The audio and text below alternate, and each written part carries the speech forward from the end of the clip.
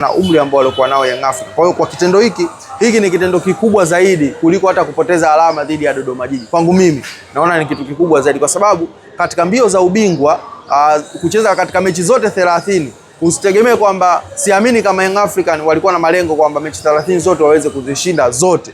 Siamini katika hilo. Walikuwa na malengo ya kuweza kusekiwa ubingwa wao usiweze kupotea. Na nafikiri kwa kuweza kufungwa na Dodoma Jiji, hii imekwenda kuamsha kitu kingine ndani ya Young African, na imekuwa sababu ya wao kwenda kutetea ubingwa wao, kwa sababu kama wangeendelea kuishi na alama 5 wakiamini kwamba wameweka gap kubwa, inawezekana tahadhari singekuwa kubwa sana.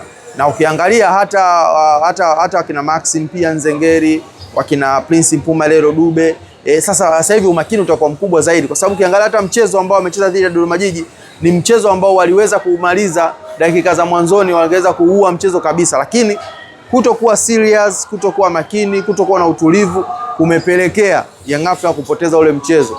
Na hata ukiangalia, nilisema mapema kabisa mchezo ukiwa unaendelea kwamba chochote atakachokipata Young African kitakuwa ni sababu ya wao wenyewe kuweza kukihitaji hicho kitu, na hatimaye wamekwenda kupoteza ule mchezo. Kwa hiyo naamini umakini utakuwa mkubwa zaidi, lakini pia hata awareness itakuwa kubwa.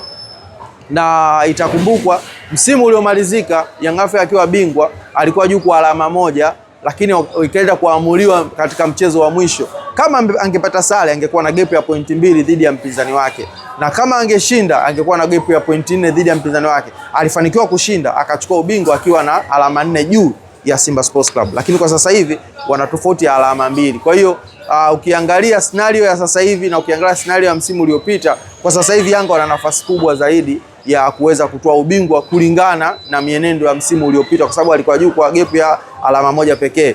Ni kwa sasa hivi ana gap ya alama 2, kwa maana ya kwamba Yanga amepoteza alama 15 katika michezo yote aliyocheza, Simba akiwa amepoteza alama 17 katika michezo yote ambayo ameicheza. Unaona kabisa kwamba katika mwenendo wake Young Africa yupo katika eneo zuri, ila tu inachotakiwa ni utulivu, lakini pia inachotakiwa pia focus ya kuelekea katika ubingwa. Na tumemsikia Engineer Herns katika tukio la kuweza kufanya uzinduzi wa ujenzi wa uwanja ndani ya Jangwani, amesema kwamba kuna vitu vinasemwa kwamba Yanga ubingwa umeshapotea.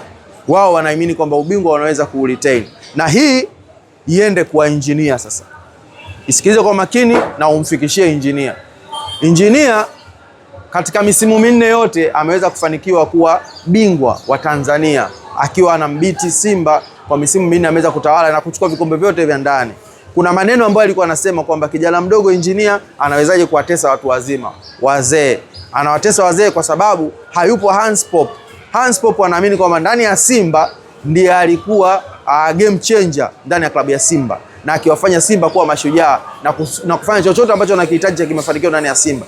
Toka kufariki kwa Hans Pop, utawala umekuwa mkubwa sana upande wa Engineer. Wakasema kwamba aletwe mtu ambaye anaweza akaja kumbiti Young African. Engineer awe makini.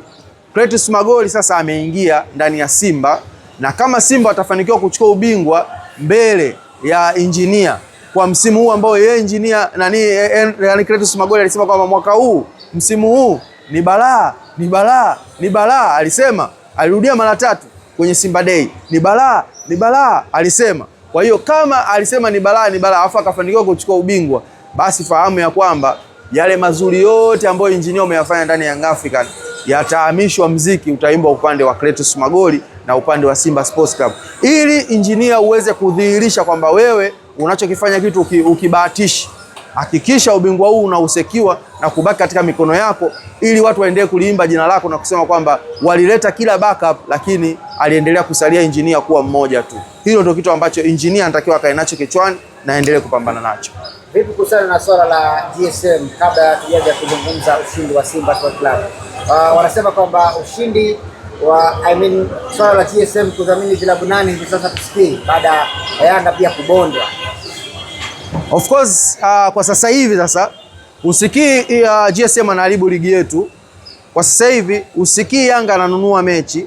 Kwa sasa hivi hutosikia Damaro Kamara sio Mtanzania, huwezi kusikia hivyo. Tafsiri yake nini? Ni kwamba tunashukuru sisi ni baadhi ya wachambuzi ambao tulikuwa tukiueleza ukweli ndani ya Simba, na Simba walivyokuwa wakielezwa madhaifu yao, sasa hivi kuna baadhi ya madhaifu wameanza kuyatendea kazi. Dhaifu moja kubwa la Simba, walikuwa wakiingia kwenye game wakiwa na dakika 45 za kwanza wanakuwa wako bora sana, wakirudi katika second half ubora wao unapungua. Kwa sababu gani? Walikuwa hawana watu ambao wanaweza wakafanya substitution na kuweza kuleta mabadiliko ndani ya kikosi cha Simba. Sasa hivi hiyo imebadilika. Simba kadiri mchezo unavyozidi kwenda, approach yao inazidi kubadilika kulingana na mahitaji ya mchezo. Huo ndio ukweli wa kimpira ambao Simba wameanza kubadilika kwa hivi sasa. Simba walikuwa wakisimamia msimamo kwamba katika zile ajenda kusema kwamba GSM anadhamini mechi 8 timu 8, GSM ananunua mechi, GSM anaharibu ligi yetu.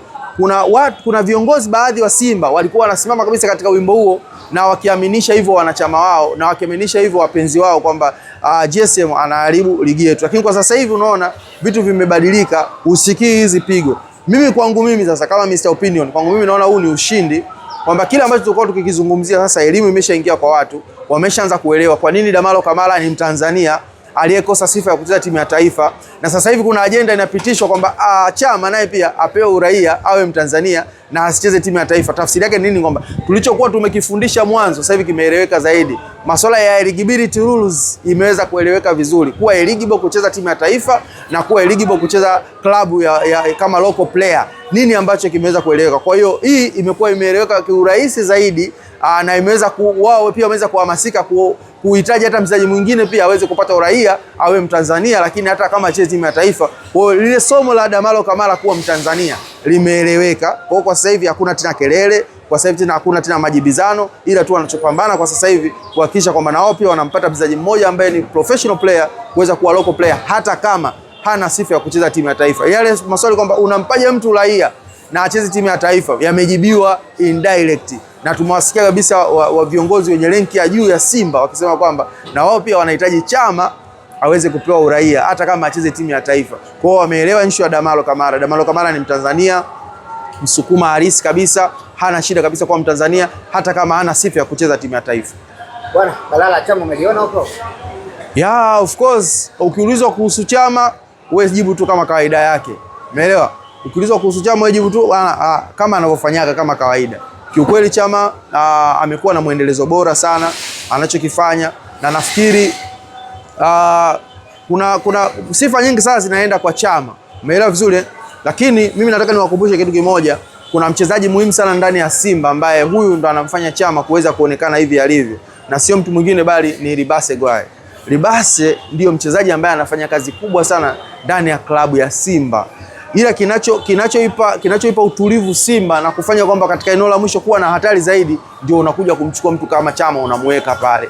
Umeelewa vizuri? Kwa hiyo wakati wanamsifu Chama vile ambavyo wanavifanya vizuri vikubwa, lazima wakumbuke kwamba kuna engine ambayo inaifanya Simba iweze kuwa na hatari pale mbele, ambapo katika klabu ya Yanga kulikuwa na mtu anaitwa Maxim Pia Nzengeli ambaye mpaka sasa hivi anayafanya mambo haya. Ile toughness, ile spirit ya fighting inayofanywa na Maxim Pia Nzengeli wa Young African, kwa sasa hivi Simba inafanya na Libase Gwaye, ambaye hiyo sasa inawampelekea kuweza kuwa na utulivu zaidi upande wa mbele pale kwa upande wa Kratos Chota Chama. Kwa hiyo mimi kwa upande wangu nakubali anachokifanya Chama, na pia naona kabisa kwamba kwa wachezaji vijana wanaokuwa wana kitu cha kujifunza kwa Kratos Chota Chama, lakini pia nidhamu ya mchezo, kujitunza, kuepuka starehe zisizokuwa na maana, pia ni tunu ya kuweza kujitunza na kuweza kuweka kitu bora sana kwenye mchezo wa mpira wa miguu. Bwana, tumalize na Stephen Becker, ujio wake ndani ya klabu ya Simba Sports Club na matumaini ya ubingwa.